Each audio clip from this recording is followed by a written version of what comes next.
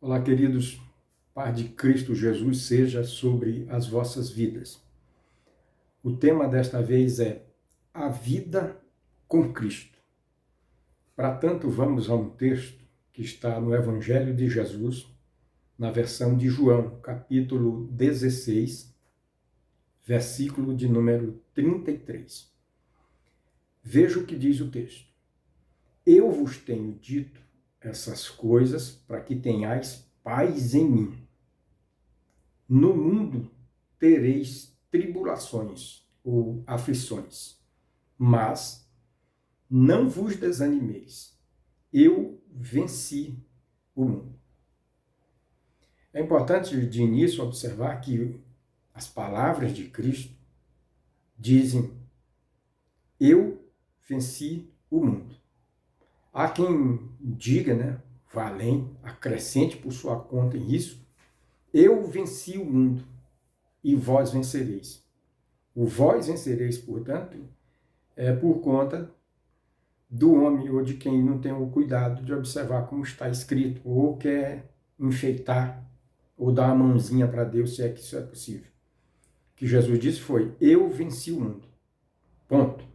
Que passar disso é ideia humana e não dá certo, porque acrescentar às Escrituras alguma coisa, ainda que seja um tio, é uma atitude insana e passível de condenação, como a Bíblia diz.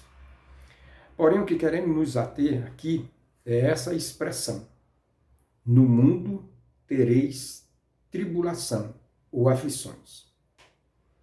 Veja que o ensino de Jesus se contrapõe ou segue na contramão das mensagens, de muitas mensagens, aliás, que se prega hoje, que tem agradado, e atraído a muitos.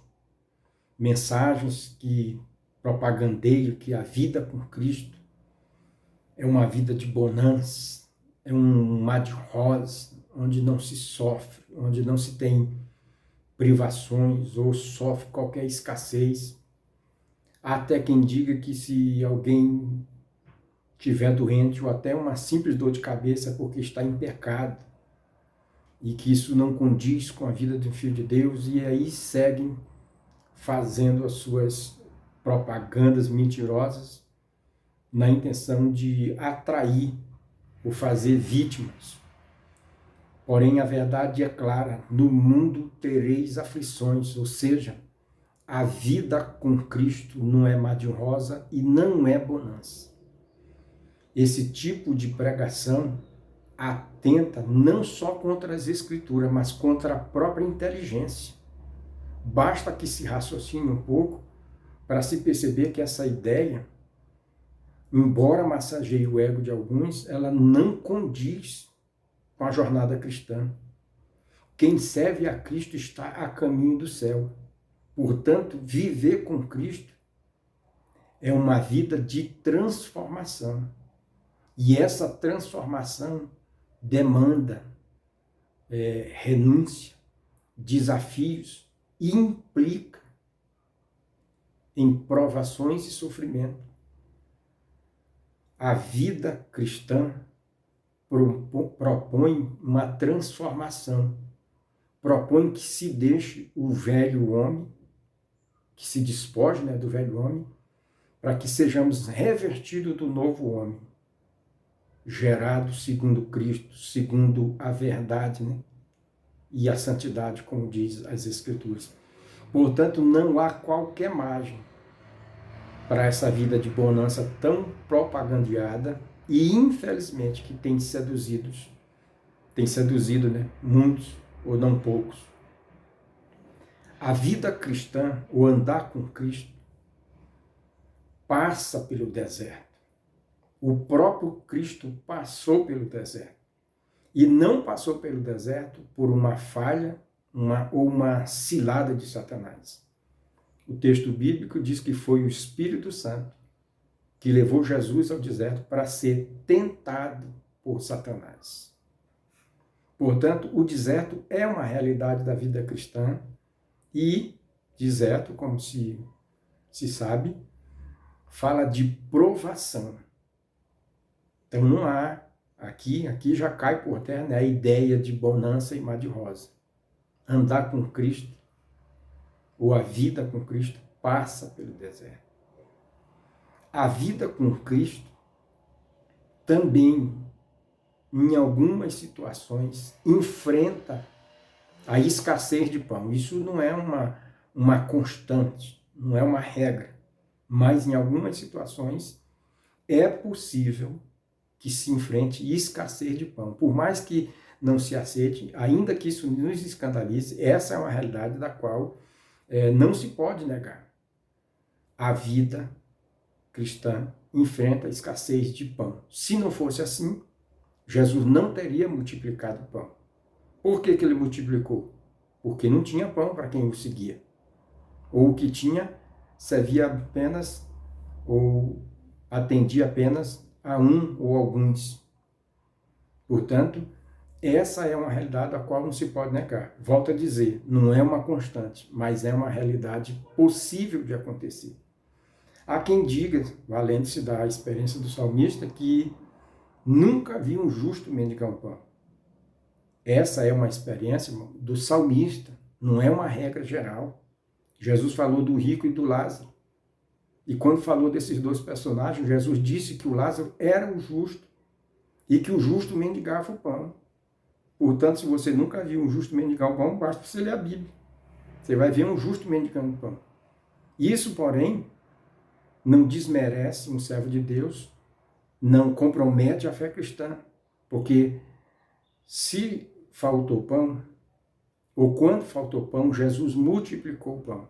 Portanto, essa é uma realidade que não se pode ignorar, que não deve nos desmotivar a servir a Cristo, porque se faltar, ou quando faltar, Cristo é poderoso para multiplicar o pouco que tiver ou que for apresentado.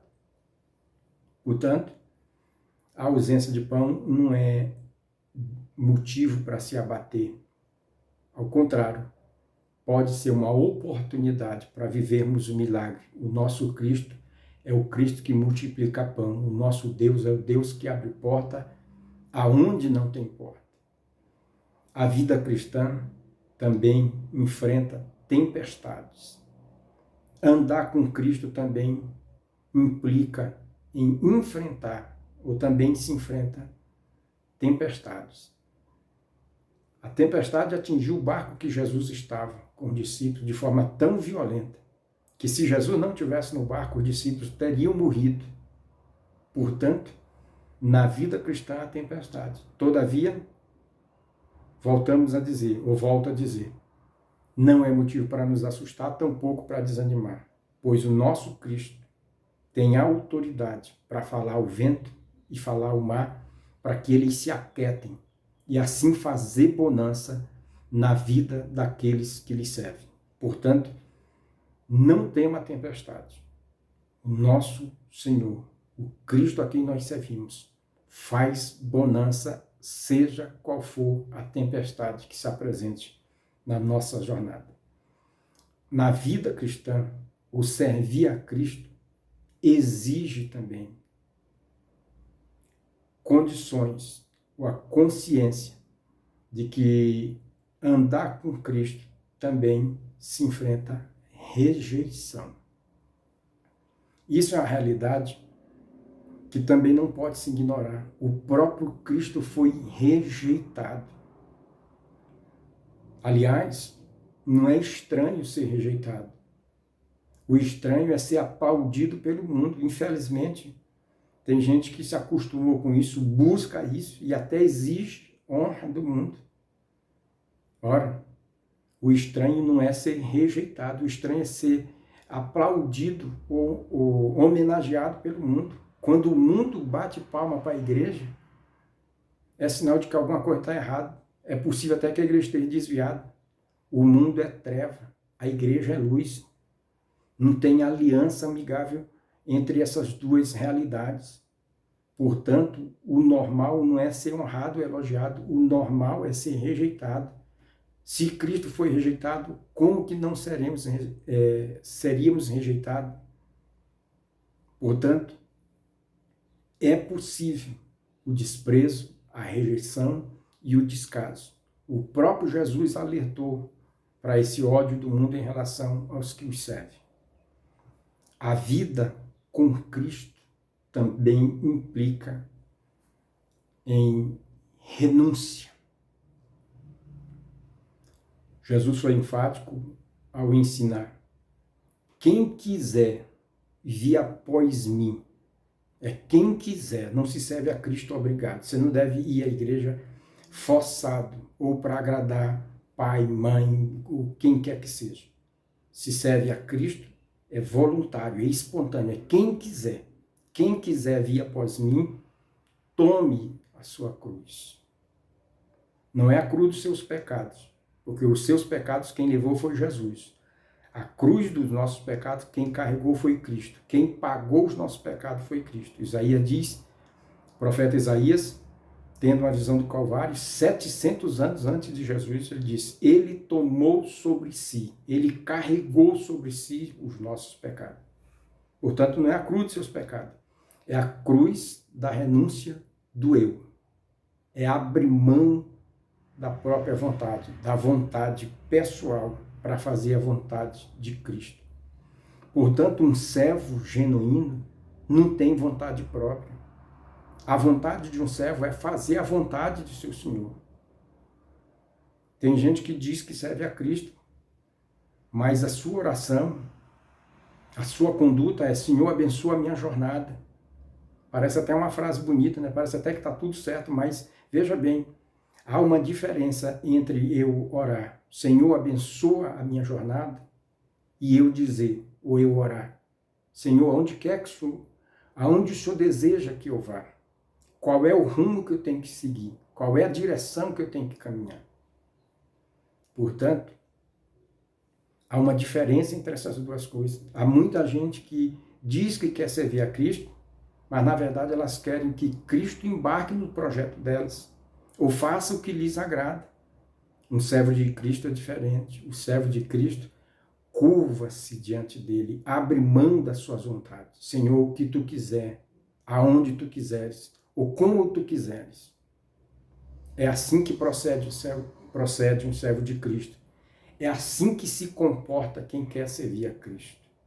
Mas, Renato, tudo é aflição, é falta de pão, é embate com o demônio, é renúncia, é rejeição. A Bíblia diz claramente: se nós participarmos dos sofrimentos de Cristo, também participaremos da sua glória. Ou seja, se você abrir mão da sua vontade, renunciar ao seu eu, seguir a Cristo fielmente, mesmo com todas as aflições que a jornada da fé requer de nós, certamente a cruz que nós devemos carregar, o sofrimento que nós enfrentamos aqui, serão trocados por uma coroa de glória, por uma vida eterna, uma vida que não cessa, de gozo perpétuo. Portanto, vale a pena ser fiel, vale a pena enfrentar as aflições do mundo, vale a pena abrir mão do eu, pois isso redundará em vida, em glória e em gozo eterno. Que Deus lhe ajude, que Deus lhe dê esta graça, que Deus lhe dê este entendimento, a fim de que você tome a sua cruz, abra mão do seu eu, e a despeito de qualquer oferta, por bonita que seja, por mais que ela pareça agradável, fique com Cristo. Aceite participar dos sofrimentos de Cristo, pois certamente Ele tem algo extraordinário reservado na eternidade para você e para os seus servos fiéis. Deus em Cristo lhe ajude, Deus em Cristo lhe abençoe, e até o próximo, se Deus assim nos permitir.